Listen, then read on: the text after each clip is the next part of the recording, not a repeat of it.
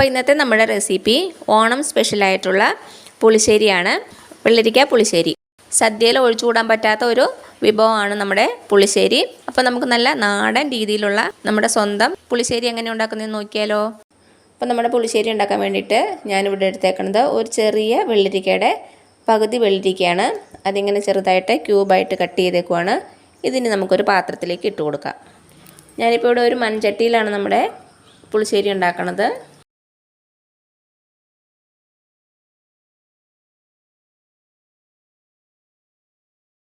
ഇനി ഇതിലേക്ക് നമുക്കൊരു 2 പച്ചമുളക് നെടുവേ കീറിയിട്ട് കൊടുക്കാം. അതേപോലെ തന്നെ ഒരു തണ്ട് കറിവേപ്പില. ഇനി ഇതിലേക്ക് നമുക്ക് ഒരു 1/2 ടീസ്പൂൺ മുളക് പൊടി ചേർത്ത് കൊടുക്കാം. അതേപോലെ തന്നെ ഒരു 1/4 ടീസ്പൂൺ മഞ്ഞൾപ്പൊടി, ആവശ്യത്തിനുള്ള ഉപ്പും കൂടെ ചേർത്ത് കൊടുക്കാം. ഇനി നമുക്ക് വെള്ളരിക്ക വേകാൻ ആവശ്യമായിട്ടുള്ള വെള്ളം ഒഴിച്ചു കൊടുക്കാം. ഇനി നമുക്ക് തീ കത്തിച്ച് കൊടുക്കാം. വെള്ളരിക്ക നന്നായിട്ട് വേവട്ടെ. വെള്ളരിക്ക ഒത്തിരി അങ്ങ് വെന്ത് ഉടഞ്ഞു പോകരുത്, ചെറുതായിട്ടൊന്ന് കടിക്കാൻ കിട്ടണം. നമുക്കിത് അടച്ചു വെച്ച് കൊടുക്കാം. ഇടയ്ക്ക് നമുക്ക് തുറന്നിട്ട് ഇളക്കി കൊടുക്കാം. നന്നായിട്ട് തിളച്ച് വന്നിട്ടുണ്ട്.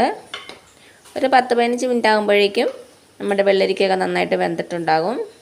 ഇപ്പോൾ ഒരു 5 മിനിറ്റ് ആയിട്ടുണ്ട്. ഒന്നുകൂടി അടച്ചു വെച്ച് കൊടുക്കാം. ഇപ്പോൾ നമ്മുടെ വെള്ളരിക്ക വേകണ സമയം കൊണ്ട് നമുക്കിതിൻ്റെ അരപ്പ് തയ്യാറാക്കി എടുക്കാം. ഇപ്പോൾ ഒരു മിക്സി ബൗളിലേക്ക് ഒരു കൈപ്പിടി തേങ്ങ ചേർത്ത് കൊടുത്തിട്ടുണ്ട്.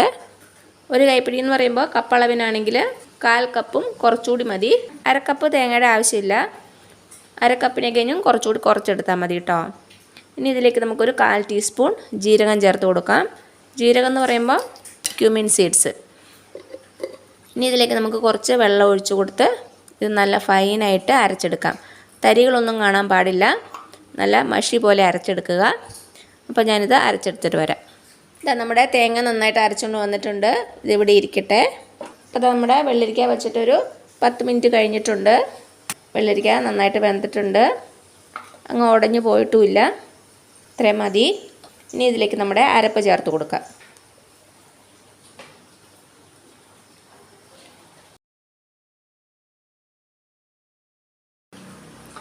അരപ്പ് ചേർത്ത് കൊടുത്തിട്ട് നന്നായിട്ടൊന്ന് മിക്സ് ചെയ്ത് കൊടുക്കുക.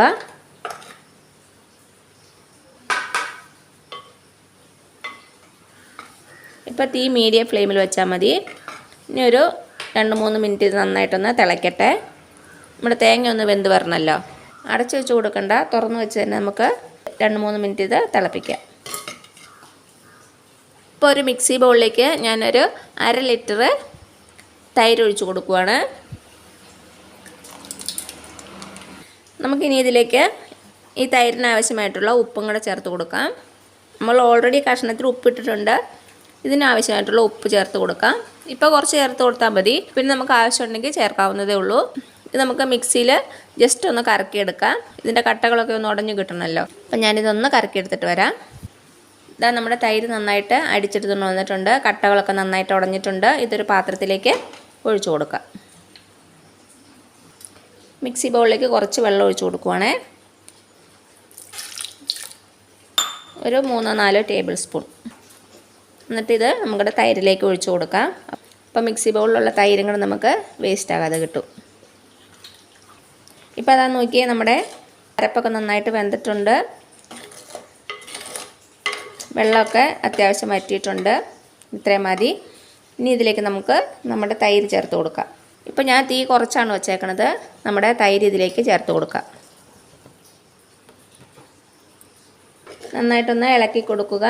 തൈര് ചേർത്താൽ പിന്നെ തിളക്കരുത്, ഒന്ന് ജസ്റ്റ് ചൂടായിട്ട് വന്നാൽ മതി. പിന്നെ തൈര് എടുക്കുമ്പോൾ ഒരു പ്രത്യേക കാര്യം ശ്രദ്ധിക്കണം. അത്യാവശ്യം നല്ല പുളിയുള്ള തൈര് എടുക്കുക. അപ്പോഴാണ് നമ്മുടെ പുളിശ്ശേരിക്ക് നല്ല ടേസ്റ്റ് ഉണ്ടാകുന്നത്. പുളി ഇല്ലാത്ത തൈരാണെങ്കിൽ അത്രയ്ക്ക് ടേസ്റ്റ് ഉണ്ടാകത്തില്ല. പുളി ഇല്ലെങ്കിൽ നമ്മുടെ തൈര് ഫ്രിഡ്ജിൽ നിന്ന് എടുത്തിട്ട് ഒരു ദിവസം വെളിയിൽ വെക്കുക. അപ്പോൾ പിറ്റേ ദിവസം ആകുമ്പോഴേക്കും നമ്മുടെ തൈരിന് നല്ല പുളി ഉണ്ടായിക്കോളും. അപ്പോൾ എന്താ നന്നായിട്ടൊന്ന് മിക്സ് ചെയ്ത് കൊടുത്തു. ഉപ്പൊന്ന് ചെക്ക് ചെയ്ത് നോക്കുക. ഉപ്പ് കുറച്ച് കുറവാണ്, കുറച്ചുകൂടി ചേർത്ത് കൊടുക്കുവാണ്. അപ്പം നിങ്ങൾക്ക് കുറച്ച് ലൂസായിട്ടുള്ള പുളിശ്ശേരിയാണ് വേണ്ടെങ്കിൽ കുറച്ചുകൂടി വെള്ളം ഒഴിച്ച് കൊടുത്താൽ മതി. ഞാൻ ഈ ഒരു കൺസിസ്റ്റൻസിയിലാണ് എടുക്കുന്നത്. ഇതിന് ചൂടാറുമ്പോൾ കുറച്ചുകൂടി ഒന്ന് തിക്കാവും. വെള്ളം ഒഴിക്കുകയാണെങ്കിൽ ഒരിക്കലും പച്ചവെള്ളം ഒഴിക്കരുത്, തിളപ്പിച്ച വെള്ളം ഒഴിച്ചു കൊടുക്കുക. അപ്പോൾ അതാ നമ്മുടെ പുളിശ്ശേരി നന്നായിട്ടൊന്ന് ചൂടായിട്ട് വന്നിട്ടുണ്ട്. ഇനി ഞാൻ തീ ഓഫ് ചെയ്യാണ്. ഇനി ഇതിലേക്ക് നമുക്കൊന്ന് കടുക് വറുത്തിടണം, അത് ചെയ്യാം. അപ്പോൾ അതാ ഞാനൊരു ചീനച്ചട്ടി വെച്ചിട്ടുണ്ട്. ചീനച്ചട്ടി ചൂടാകുമ്പോൾ നമുക്കിതിലേക്ക് വെളിച്ചെണ്ണ ഒഴിച്ചു കൊടുക്കാം. വെളിച്ചെണ്ണ തന്നെ ഉപയോഗിക്കണം. ഒരു 2 ടേബിൾ സ്പൂൺ എണ്ണ ഒഴിച്ച് കൊടുത്തിട്ടുണ്ട്. എണ്ണ ഒന്ന് ചൂടായിട്ട് വരുമ്പോൾ നമുക്കിതിലേക്ക് 1 ടീസ്പൂൺ കടുക് ചേർത്ത് കൊടുക്കാം. കടുക് പൊട്ടി വന്നിട്ടുണ്ട്. ഇതിലേക്ക് ഒരു 1/4 ടീസ്പൂൺ ഉലുവ ചേർത്ത് കൊടുക്കാം.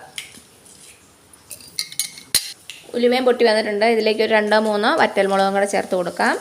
പിന്നെ കുറച്ച് കറിവേപ്പില. തീ ഓഫ് ചെയ്തു. ഇതിന് നമ്മുടെ പുളിശ്ശേരിയിലേക്ക് ഒഴിച്ചു കൊടുക്കാം.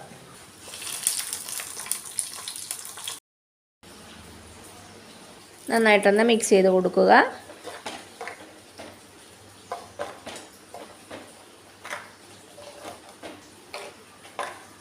അപ്പോൾ അതാ നമ്മുടെ ഓണം സ്പെഷ്യൽ വെള്ളരിക്ക പുളിശ്ശേരി സൂപ്പറായിട്ട് തയ്യാറായിട്ടുണ്ട്. എല്ലാവരും തയ്യാറാക്കി നോക്കുക, എല്ലാവർക്കും ഇഷ്ടമാകും. ഇനി ഓണമല്ലേ പറഞ്ഞത്, എല്ലാവരും തയ്യാറാക്കി നോക്കുക. എന്നിട്ട് അഭിപ്രായങ്ങളൊന്നും അറിയിക്കാൻ മറക്കരുത്.